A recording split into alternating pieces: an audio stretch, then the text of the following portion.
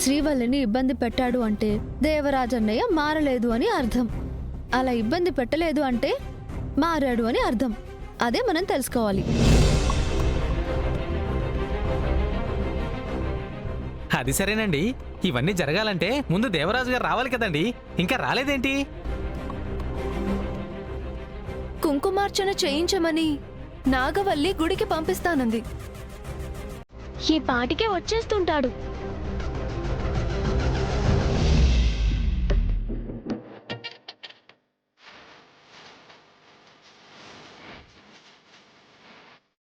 అదిగో వచ్చేసాడు.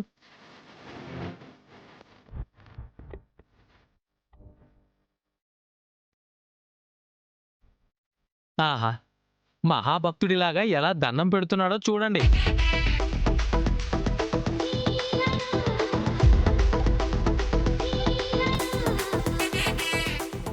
ఏంటి చూసేది? మీరే కదా పంతులు, అక్కడికి వెళ్ళి పూజ చేయాల్సింది. అవును కదా, ఈయన మాటల్లో పెట్టి కన్ఫ్యూజ్ చేశాడు. వెళ్దాం పదండి.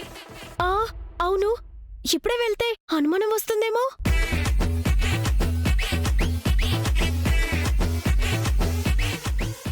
ఇప్పుడే నాకు కూడా డౌట్ వచ్చింది.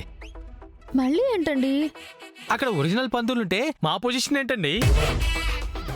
అందుకే ఎవరికి అనుమానం రాకుండా జాగ్రత్త పడాలి అంటున్నాను. వెళ్దాం పదండి పదండి పదండి పదండి.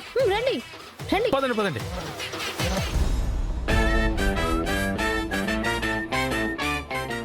నాగవల్లేమో కుంకుమార్చన చేయించాలని చెప్పింది. ఇక్కడేమో ఎవరూ కనిపించట్లేదు ఏంటి? అదిగో అక్కడ శ్రీవల్లి, కొంగు కప్పుకో.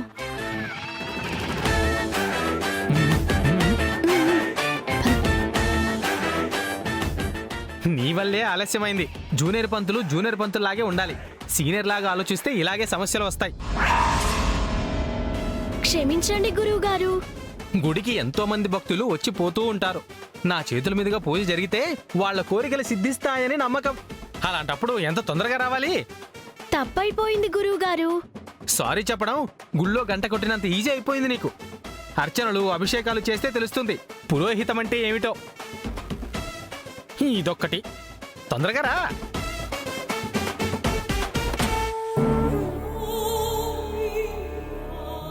ఇంకొకసారి లేట్ అవ్వాలి. పొద్దున్నే పులిహోర కట్టు చెప్తున్నా. మీరు భక్తుణ్ణండి. భక్తులే గుడికొస్తారయ్యా, రౌడీలు రాక్షసులు రారు. పంతులు గారిని చూస్తే ఆటగా ఉందా? ఏమిటా వెక్కిరింపు? అయ్యయ్యో, నా ఉద్దేశం అది కాదు స్వామి. నేను సెటరిక్గా చెప్పట్లేదండి. దేవుడి కుంకుమార్చన చేయించుకోవడానికి వచ్చిన భక్తుణ్ణి అని చెప్తున్నాను. అర్థమైంది. దేవుడి మీద ఉండే భక్తి పంతులు గారి మీద కూడా చూపించాలి.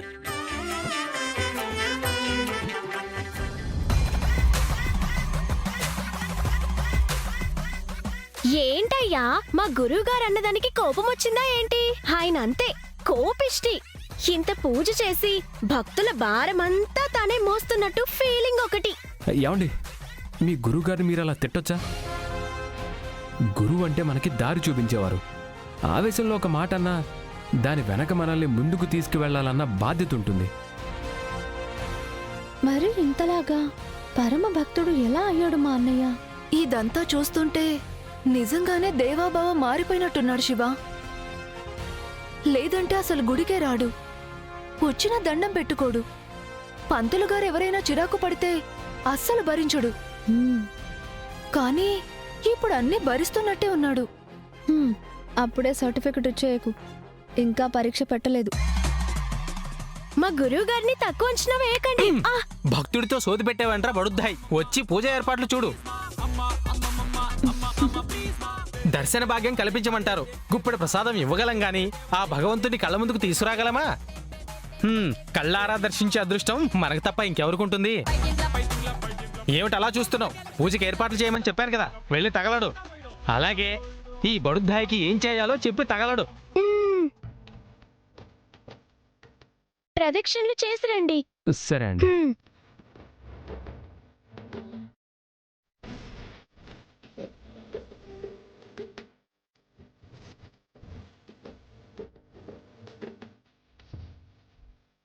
ఇంతసేపు బాగానే ఉన్నాడు. ఒంటరిగా నువ్వు కనపడ్డాక అసలు రంగు బయటకొస్తుందేమో. చూడాలి శ్రీవల్లి. నువ్వు వెళ్ళు. అమ్మో, భయంగా ఉంది శివ. అసలే నువ్వు దూరంగా ఉంటున్నావు. వెంకటపతి రాజు గారు పంతులు గారి క్యారెక్టర్లో మునిగిపోయారు. కుముద ఏమో చిన్నపిల్ల, ఏమీ చేయలేదు. ఏదైనా తేడా వస్తే తాళి కట్టే ఛాన్స్ అయితే ఇవ్వను. నువ్వు ధైర్యంగా వెళ్ళు. సరే.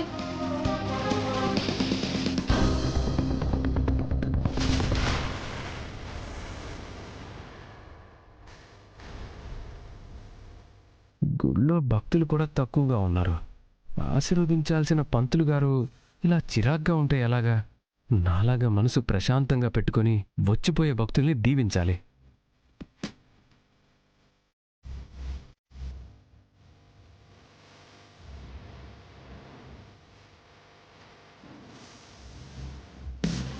ఓం శుక్లాంబరదనం విష్ణు శశివర్ణం చతుర్భుజం ప్రసన్నోదనంధ్యాయే ఓం నమ ఓం నరసింహాయ నమ ఓం లక్ష్మీ నరసింహాయ నమ ఓం శ్రీయా. అదేంటి మీ అన్నయ్య ఎప్పుడు గుడికొచ్చినా దిక్కులు చూసేవాడు, ఈసారేంటి మొక్కు మీదే ధ్యాస పెట్టాడు? మా అన్నయ్య ఏంటి? అన్నయ్య అంటే గంగ అన్నయ్యలా ఉండాలి. నువ్వు ఒప్పుకున్నా ఒప్పుకోకపోయినా మనమంతా ఒకే తండ్రి బిడ్డలం. నేను నీకు అన్నయ్యను, తను నాకన్నయ్య, అంటే నీకు కూడా అన్నయ్య కదా. పంతులు గారి క్యారెక్టర్లో నుంచి బయటకు రాకండి. ఓ అవును కదూ. ఇంతకీ ఈ ప్రదక్షిణలు చేస్తున్నవాడెక్కడా? శ్రీవల్లిని చూసి చచ్చాడా లేదా శివశాస్త్రి? ఏమో కనబడట్లేదు శంకరం శాస్త్రి గారు. ఇదేంటి శ్రీవల్లిలా ఉంది? శ్రీవల్లి!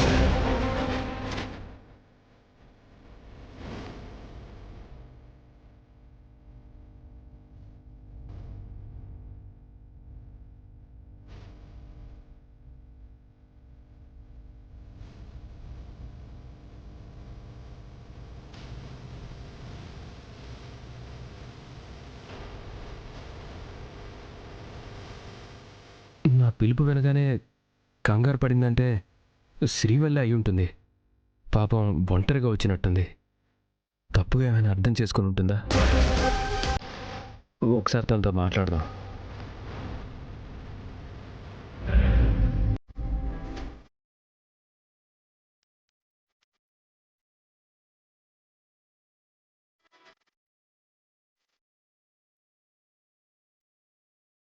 అన్నయ్య,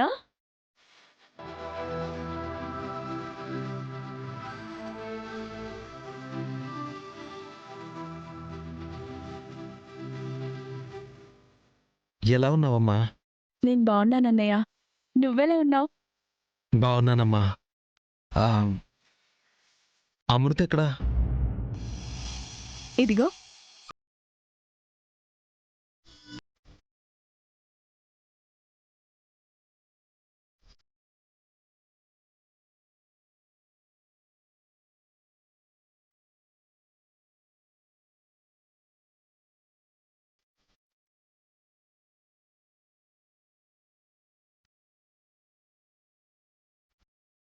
అన్నయ్య,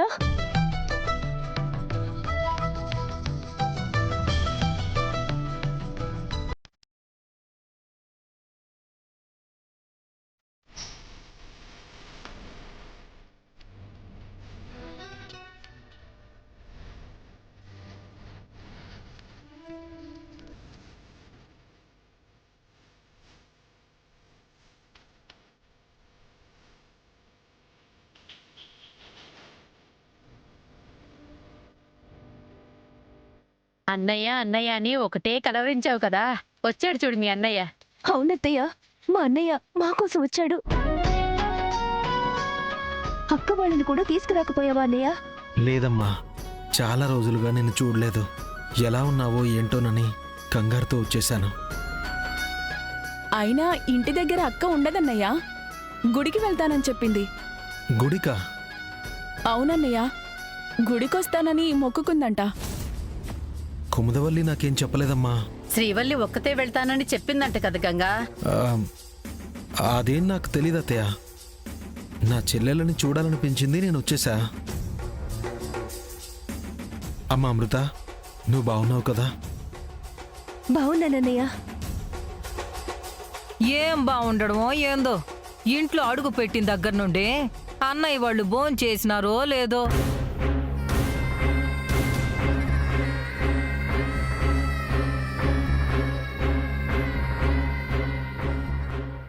ఇంట్లో అక్క ఒక్కతే ఎలా పనులు చేసుకుంటుందో, చెల్లెలు సరిగ్గా చదువుకుంటుందో లేదో అని తెగ కంగారు పడతా ఉంటాది.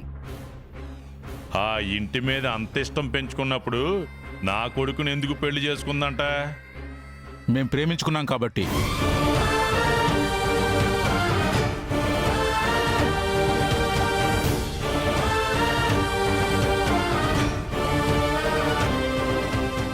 బాగున్నావు బావా? బాగున్నాను వీర్రాజు. చెప్పాను కదక్క, నిన్ను చూడ్డానికైనా అన్నయ్య తప్పకుండా వస్తాడని. వచ్చాడు సరే, ఏం తెచ్చాడంట?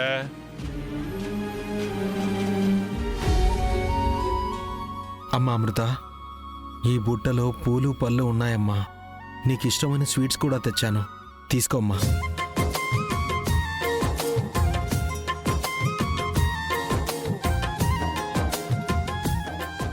కొత్త కాపురానికి వచ్చిన ఆడపిల్లకి ఇంటి సామాన్లన్నీ ఇస్తారు, కానీ సర్పంచ్ గంగ మాత్రమే హోటల్లో మిగిలినవన్నీ తీసుకొచ్చినట్టున్నాడు.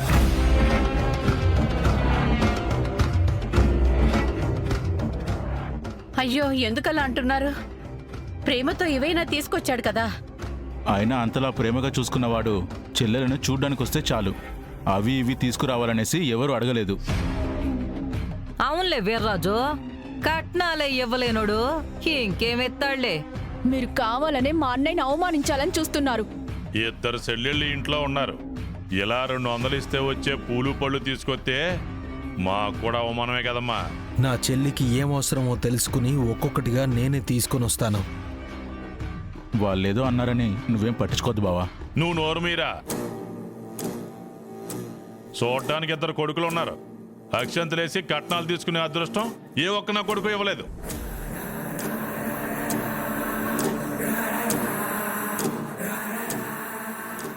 వియ్యంకులు ఇంటికి వచ్చినప్పుడల్లా ఇలా అడగాలి కదా. దాని గురించి మీరేం ఆలోచించకండి. నా నలుగురు చెల్లెళ్ళని సమానంగా చూస్తాను. ఏమిస్తావో ఏంటో, అసలు ఎందుకు వచ్చినట్టు? పండగ ఏదైనా ఉందా? ఇప్పుడేం పండగున్నదన్నాయ్, ఉన్న పండగలన్నీ అయిపోతేను. ఇద్దరు ప్రేమించుకున్నారు, పెళ్లి చేసుకున్నారు కదా. అమృత వాళ్ళని చూడాలనిపించి వచ్చాను. బావా, నీ చెల్లికి ఏ కష్టం రాకుండా నేను చూసుకుంటాను.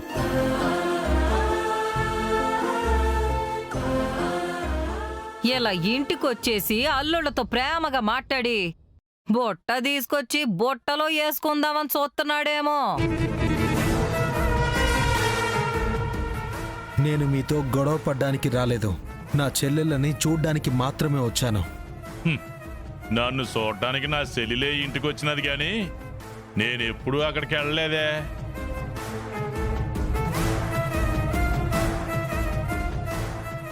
దేవరాజైనా ఉంటే బాగుండేది, వీళ్ళని కొంచెం అడ్డుకునేవాడు. గుడికి వెళ్ళాడు కదా అత్తయ్య. వాడు మారిపోయాడు, మీకేదో మేలు చేస్తాడేమో అని అనుకుంటా ఉండారేమో. వాడు ఎప్పుడు ఎట్టా ఉంటాడో ఎవ్వరం చెప్పలేం.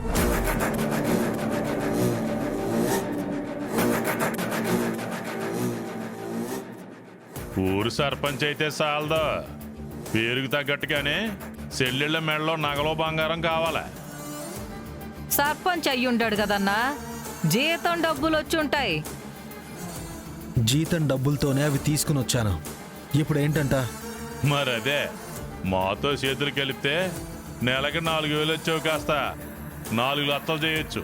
లచ్చనంగా మీ చెల్లెలకి నగలో బంగారం కొనేయచ్చు. దేవరాజైనా ఉంటే బాగుండేది, వీళ్ళని కొంచెం అడ్డుకునేవాడు. గుడికి వెళ్ళాడు కదా అత్తయ్య. దేవరాజ్ ఏ గుడికి వెళ్ళాడమ్మా? శివాలయానికి అన్నయ్య. మారిపోయి భక్తుడయ్యాడనుకుంటారేమో, ఎందుకు వెళ్ళాడో ఏంటో ఎవ్వరికీ తెలీదు. అయినా పెళ్ళాన్ని గుడికి తీసుకెళ్లకుండా ఒక్కడే గుడికెళ్లడమేంది? పెద్దల్లుడు అంత తొందరగా ఎవ్వరికీ అర్థం కాడు. శ్రీవల్లి ఒంటరిగా గుడికి వెళ్ళింది. దేవరాజ్ కూడా గుడికి వెళ్ళాడంటే ఏదైనా జరగచ్చు. ముందు నా చెల్లెళ్ళని కాపాడుకోవాలి. సరే అమ్మా, నేను వెళ్ళొస్తాను. మీరు జాగ్రత్త. వస్తాను.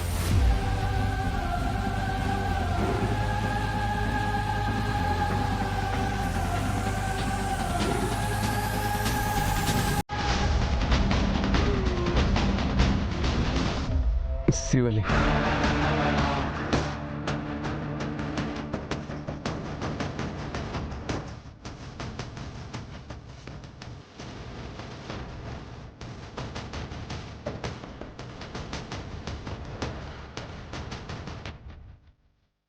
మాట్లాడాలని చూస్తున్నాడు, చూసావా?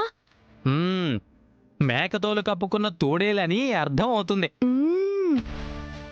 నువ్వు మారిపోయావనుకున్నాను దేవాన్నయ్య. ఒంటరిగా శ్రీవల్లిని చూడగాని లోపలున్న దుర్మార్గుడు బయటపడ్డాడు.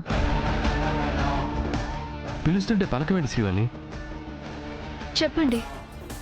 నన్ను క్షమించు శ్రీవల్లి.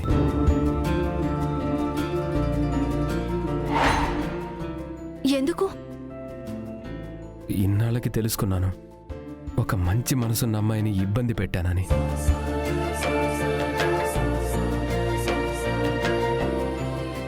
ఎన్నిసార్లు క్షమించమని అడిగినా అది తక్కువే అవుతుంది. ఈ ఈశ్వరుడి సాక్షిగా చెప్తున్నాను శ్రీవల్లి, నాకు ఈ రోజుతో అర్థమైపోతుంది నీ విషయంలో నేను ఎంత పెద్ద తప్పు చేశానో నాకిప్పుడే తెలిసొచ్చింది. నువ్వు బాగుండాలి శ్రీవల్లి. ఇప్పుడు కూడా నీ గురించే గుడికొచ్చానని నువ్వు అనుకోని ఉండొచ్చు, కానీ నాగవల్లికి కాన్పోతుంది కదా. ఎలాంటి కీడు జరగకుండా నా భార్య బిడ్డలు క్షేమంగా ఉండాలని ఆ భగవంతుడిని వేడుకోవడానికి వచ్చాను.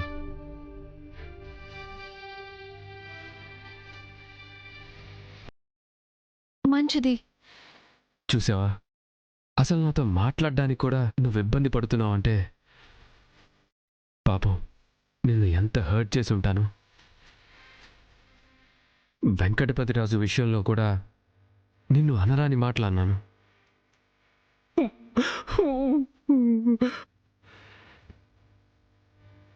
అసలు నీలాంటి మంచి అమ్మాయిని నాలాంటి వాడు ప్రేమించకూడదు, దక్కించుకోవాలనుకోవడం కూడా కరెక్ట్ కాదు.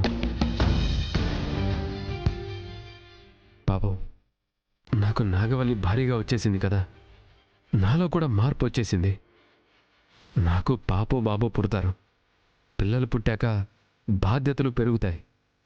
వాళ్లతోనే జీవితం సంతోషంగా ఉంటుంది. మంచిది బావా. నాగవల్లితో కలిసి సంతోషంగా ఉంటే అంతకంటే ఆనందం ఏముంటుంది?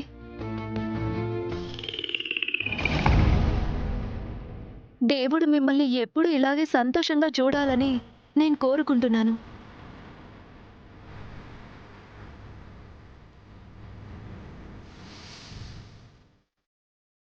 ఫీల్ అయిందా ఏంటి? ఏదేమైనా క్షమించమని అడిగాను కదా, క్షమించాను అని ఒక్క మాట చెప్పినా సంతృప్తిగా ఉంటుంది.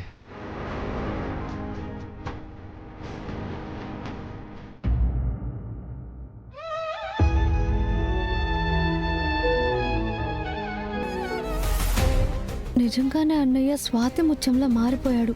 అందుకే జరిగిన వాటన్నింటికీ ఇప్పుడు క్షమాపణ అడుగుతున్నాడు.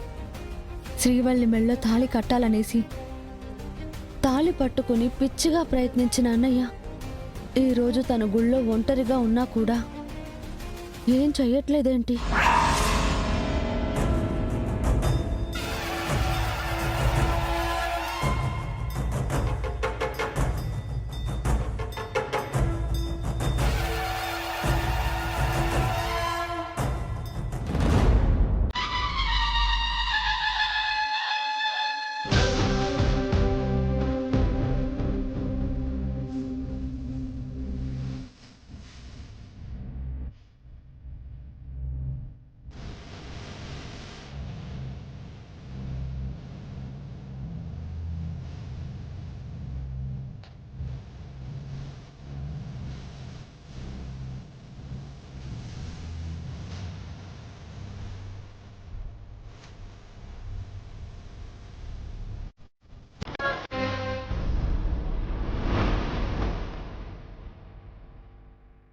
పసుపు తాడు తీసుకొని కట్టడానికి అవకాశాలున్నా వాటి వైపు కూడా చూడట్లేదు అంటే నీలో మార్పు మొదలైందన్నయ్య. నువ్వు ఇలాగే నడుచుకుంటే 10 మంది సంబరపడతారు. 10 కాలాల పాటు నువ్వు కూడా సంతోషంగా ఉంటావు.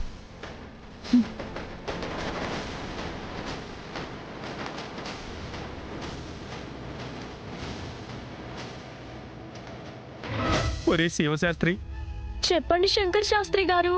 ఆ భక్తుడు అబద్ధం, ఆ భక్తి అబద్ధం అనుకున్నాం. కానీ విన్నావా దేవాబాబు నోటి నుండి వచ్చిన ఆని ముత్యాలు? ఆ ఆణిముత్యాలా? ఏవి కనబడవే. ఆ శాస్త్రి, నేనంటోంది మంచి మాటల గురించిరా.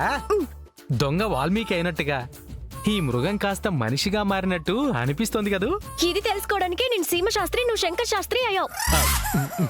మొత్తానికి టెస్ట్ పూర్తయినట్టే కదా గురువు గారు. నీకింకా డౌట్ ఏంట్రా బడుద్దాయ్? టెస్ట్ పూర్తయిందిరా, అందులోనూ పాస్ అయిపోయాడు. ఇంకా తెలుసుకోవాల్సింది ఏంటంటే జీవితాంతం ఇలాగే ఉంటాడా, లేదంటే ఏదో సందర్భంలో చీమ చిటుకమన్నా పద్ధతి మార్చుకుంటాడా అన్నది తెలుసుకోవాలి.